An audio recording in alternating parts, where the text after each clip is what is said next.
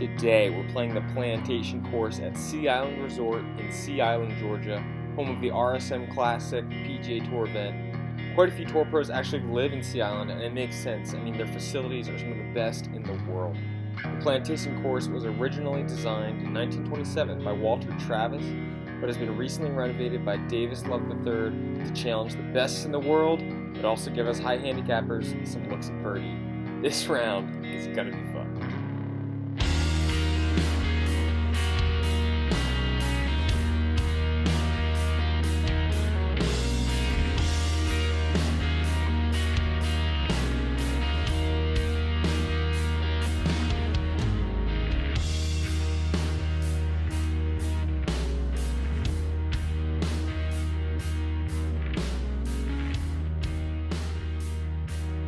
Here at the beautiful Sea Island Resort in Sea Island, Georgia. This course has been on my bucket list for a long time, and I'm so excited to play this course. I'm out here by myself today on a hot August day, so it's a little hot. But as I said in the intro, the course was originally designed by Walter Travis. You can see those chocolate drops that I'm standing on in the rough there, kind of an ode to old man Travis. But starts off with a pretty easy par 4. Probably should take less than driver off the tee there, just to avoid that cross bunker up the left side.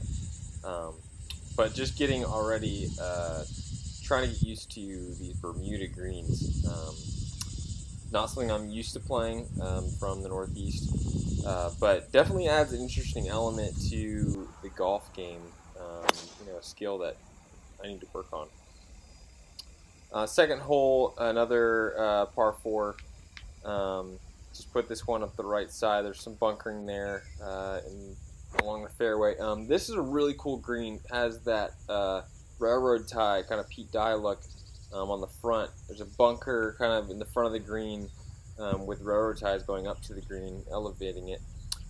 Just barely made it over those railroad ties. Would have kicked back probably back into the fairway if I was a few yards shorter. But yeah, just really soft conditions. It had rained like 3 days in a row before this round. And here's that classic Redan. The green on this hole is huge. I thought I was closer, but I was actually towards the front edge of the green. And it's for the highest point, kind of where the hole is here, to the lowest point, kind of where I was coming from. It's a good 10 feet in elevation difference. It's a pretty remarkable hole, definitely a memorable one for sure. Driver wasn't working too good on this trip, but we'll make it work. Par 5 here. Water comes into play up there a lot sooner than you think, but I was able to keep it short of the water just barely. So you have to be, it's a tough hole because there's not much room to hit a layup with that bunker in the middle. Doesn't really give you good yardage, but put this one just to the front left edge and chipped on for pretty easy 5.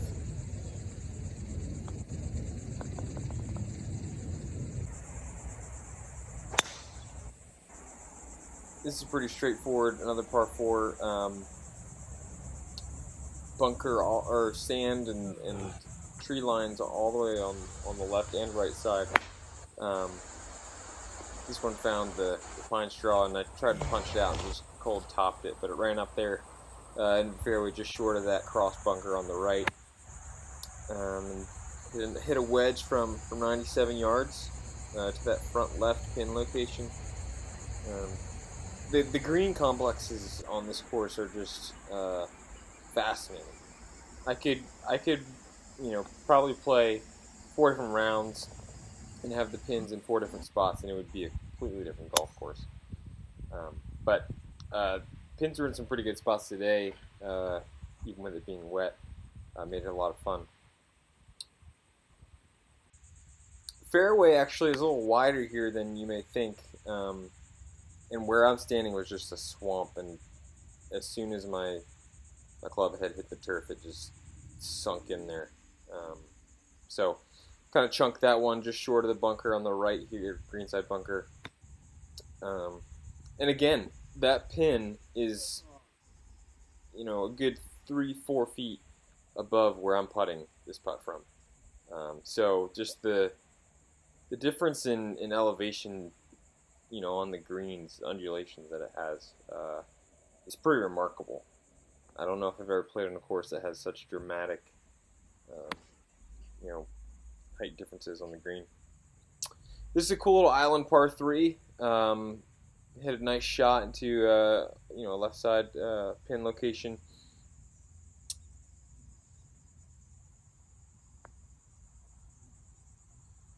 Just pushed that one the whole way, but this was a pretty generous green as well. I mean, obviously, if you miss the green, you get punished, but the green itself is pretty big. So I believe Davis Love and his brother Mark, when they redid this course, their whole mission, I think, was to just not make the golf course more difficult, but probably more interesting. And so, a lot of the green complexes you'll see are just very dramatic, and they make for a lot of fun short game shots. I can imagine if it was a little drier, it'd be even more so.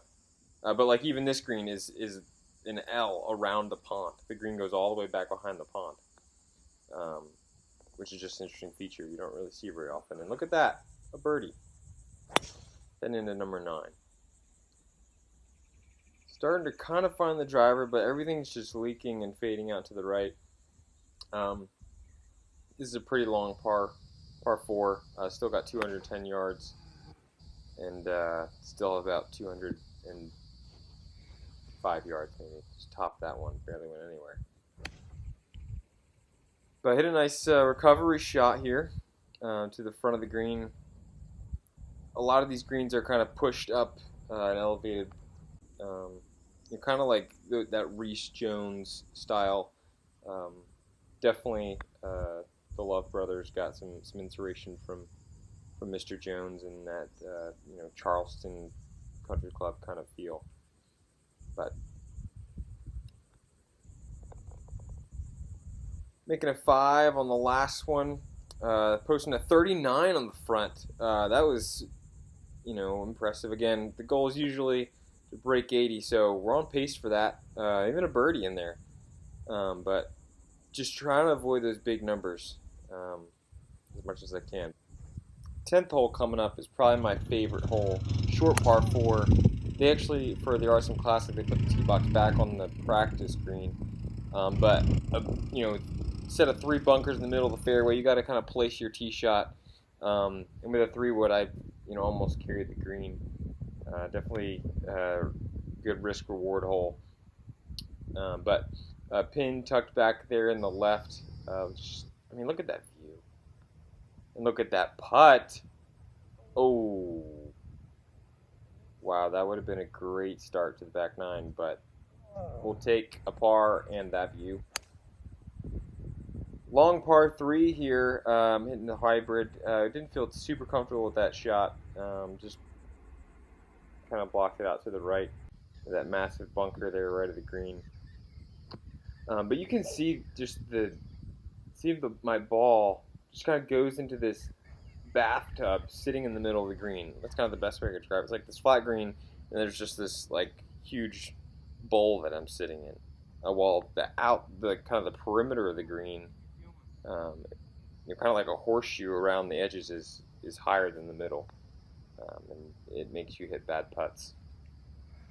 Makes you hit really bad putts. We're on the 12th, heading back towards the lodge there. Kind of a dog leg to the left. Hit a nice cut just up to the middle of the fairway. About 153. Hit a 9-iron to a back right pin. The mounting these bunkers before the green, you can't really even see the green. It makes it a really difficult shot.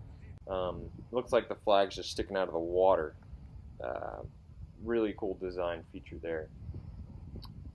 And almost had a birdie. Trying to get another one.